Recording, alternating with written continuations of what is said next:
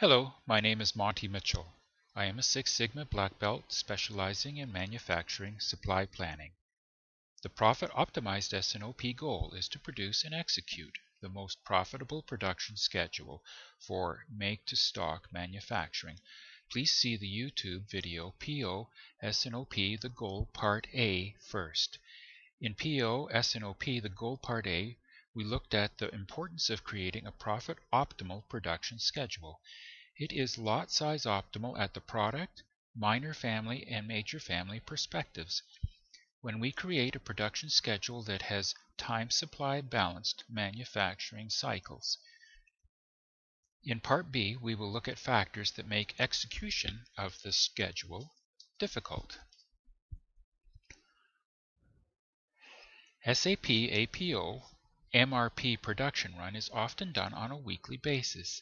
If each week the demand plan changes, or we did not execute the supply plan successfully, then APO will change the schedule outside the planner's fence to bring the schedule back into a time supply balance. Our efficiencies go out the window. We will need greater safety stock, more capacity for the increased setups, and in general, we will be in a constant firefighting mode. Optimized S&OP is a process with a well-defined framework within which operations management review and improve the level of service and profitability of operations and the supply chain.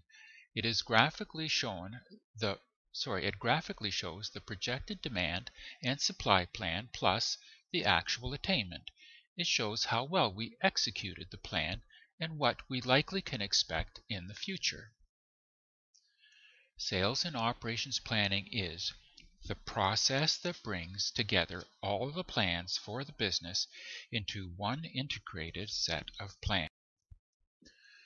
Planning systems often lack a combined graphical representation of the actual and planned performance. In other PO S&OP YouTube videos, we will look at the creation of an S&OP data warehouse enabling planners and analysts to adjust planning systems for optimal profit. The S&OP process is an effective training and communication tool. It is effective in resolving the conflicting business goals of increased service, operational cost reduction, and reduced inventory. It provides the key supply chain data for Six Sigma DMAIC, define, measure, analyze, improve, and control approach to supply chain excellence. It is the key to the mantra, have a plan, stick to the plan. Sales and operations planning. What is it and how do we use it? Sales and operations planning. Each of the following charts tells a story. The three key questions to answer are, did we sell what we said we were going to sell? If not, why? What will we do about it? Did we make what we said we were going to make? If not, why? What will we do about it?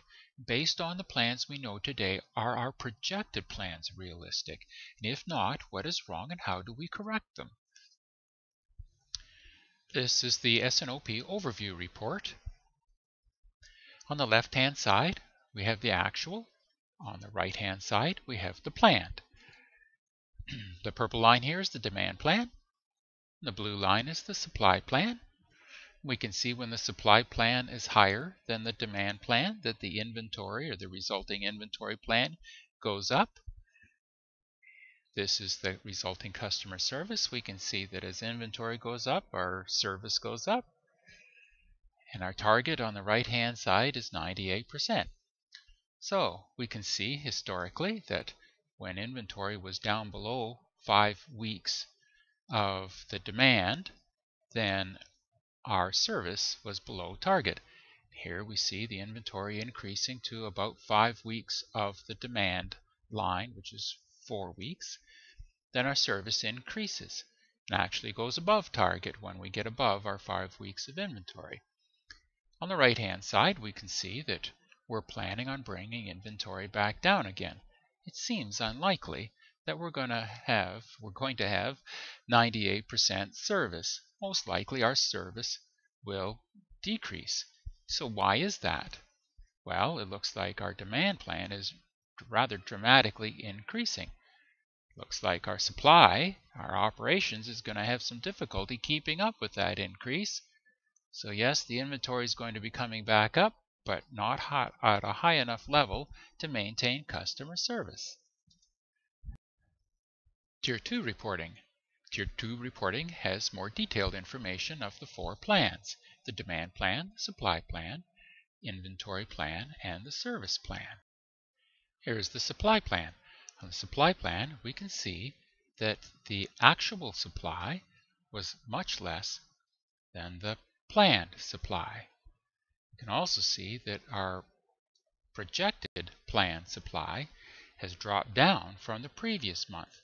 We know, however, that we did not supply enough, so this is going to need some investigation to understand what we can do about that. Last month's supply plan is the blue line, the projected amount, and we knew that that wasn't enough. Now it's going to be even lower.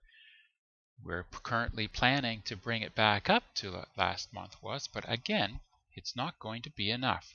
Clearly, we must investigate and see what options we have to increase our supply. Here is the demand plan. We can see that the red line is the actual demand, historical. The blue line was the previous month's demand. And the green line is the plan that we had historically, and then the plan that we have now looking or going forward, the projected plan. Clearly, we can see that the actual demand coming in was a lot less than what we had forecasted. So it looks like from the previous month's demand plan, it has been reduced. So the question is, as the supply plan is remaining pretty much the same, will this reduction in the forecast be sufficient to result in higher inventory levels and hence improved customer service?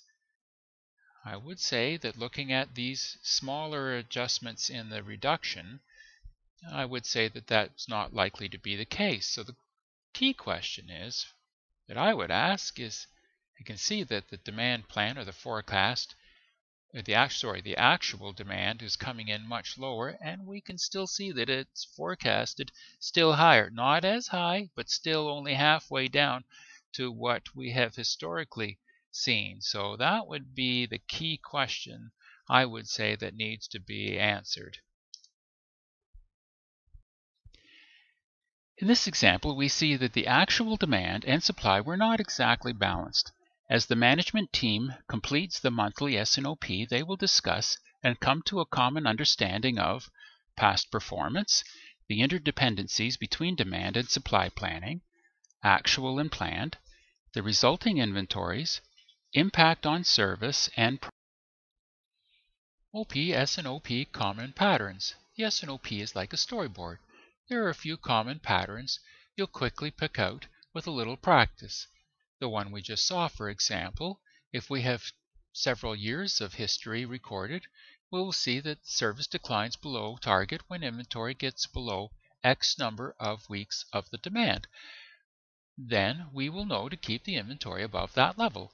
If we can reduce the variance of the demand plan and the supply plan, then SAP APO will produce the same production schedule week after week. Raw materials will arrive just before the production orders consume the material. Staffing requirement is consistent as planned. When your production plan is out of control, your inventories go up and operational efficiencies go down because the schedule is no longer in a time supply balanced manufacturing cycle as discussed in part. The bottom line. In summary, to execute the optimal production schedule as we discussed in Part A, you must have a high level of attainment of the S&OP plans, the demand plan and the supply plan specifically. If you don't, then the system that you've put in place will keep adjusting the schedule just outside the planner's fence. So to stick to the plan, or to have a plan and to stick to the plan, you must have a high level of attainment of the S&OP plan. Sales and operations planning deliverables. It's management driven, one integrated plan for the business, anticipating versus reacting and firefighting, cross-functional decisions, structured communications. Companies that do a good job of performing sales and operations planning take an active role in creating their futures instead of passively suffering through them. Amen. This is the end of Sales and Operations Planning Part B. What is it and how do we use it? For more on this and other supply planning concepts, search for PO S&OP. My name is Monty Mitchell. You can find me on LinkedIn. Thank you.